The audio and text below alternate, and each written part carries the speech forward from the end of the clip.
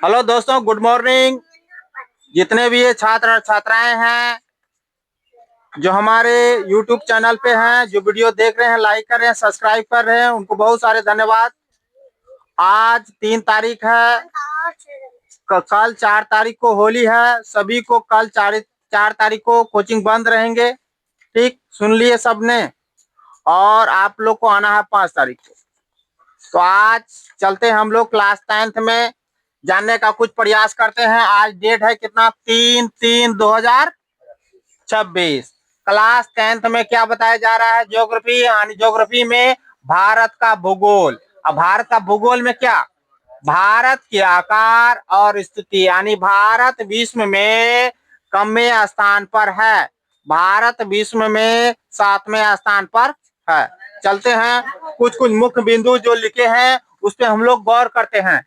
भारत के मुख्य भूभाग, यानी भारत का जो मुख्य भूभाग है, टोटल भूमि, भारत के मुख्य भूभाग के दक्षिण पूर्व में, यानी भारत के दक्षिण वाला और इधर पूर्व वाला। जिधर मान लो ये चित्र देखिएगा तो इधर वाला का बात कर रहा है, इधर दक्षिण हुआ, इधर पूर्व हुआ। दक्षिण पूर्व, दक्षिण पूर्व में अंडमान निकोबार। अंडमान निकोबार इधर है दक्षिण पूर्व में, ध्यान से समझना। वो वाला वीडियो लास्ट वाला वीडियो में छोड़ देंगे कि चित्र बना करके भारत का मैप।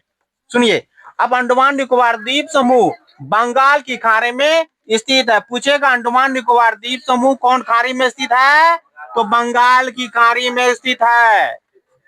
समझ में आया?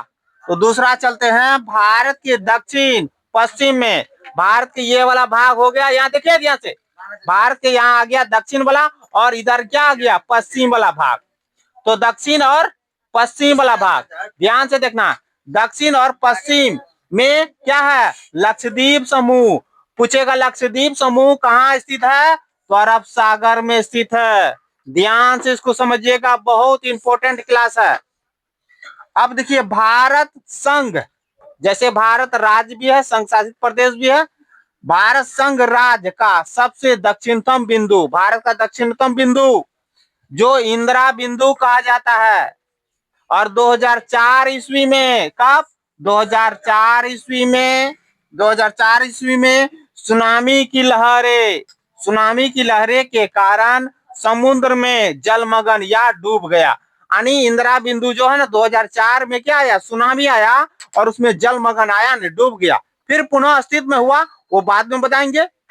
तो चलते हैं, भारत के भूभाग, यानी भारत के कुल भूभाग है ना, जितना भारत की भूमि है।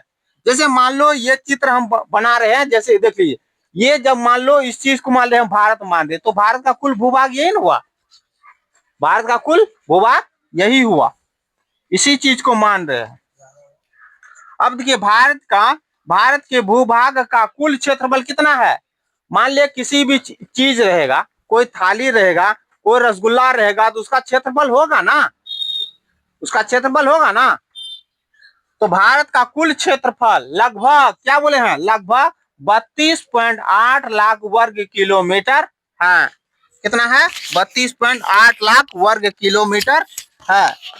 अब देखिए, उसी चीज को डिटेल में लिख दिए हैं, भारत के कुल क्षेत्रफल, उसी चीज को डिटेल लिख दिए, भारत के कुल क्षेत्रफल 32,87,263 वर्ग किलोमीटर है। पूछ देगा कि भारत का कुल क्षेत्रफल कितना है, 32,87,263 वर्ग किलोमीटर। और शॉर्ट में यदि पूछ दे कितना, 32.8 लाख वर्ग किलोमीटर। समझ में आया? दो में से एक एग्जाम में फिक्स रहेगा। 9th क्लास का एग्जाम जब होगा आप लोग का, मार्च में, अभी होने वाला नहीं है। जो 8th क्लास में है वो 9th क्लास में चले जाएगा, जो 9th में है उसका एग्जाम होने वाला है ना, शायद 11 तारीख से लेकर के 15 या 18 के बीच में हो जाएगा एग्जाम, कंफर्म है। तो चलते हैं, भारत का क्षेत्रफल, भारत का क्षेत्रफल, भारत का क्षेत्रफल विश्व के कुल क्षेत्रफल, भौगोलिक क्षेत्रफल कितना है, 2.4। यानी पूरे विश्व का क्षेत्रफल उसके क्षेत्रफल के अनुपात में कितना, 2.4। समझ लिए बढ़िया से एक बार, भारत का क्षेत्रफल विश्व के कुल क्षेत्रफल का कितना प्रतिशत है, 2.4%। याद रखिएगा ये भी।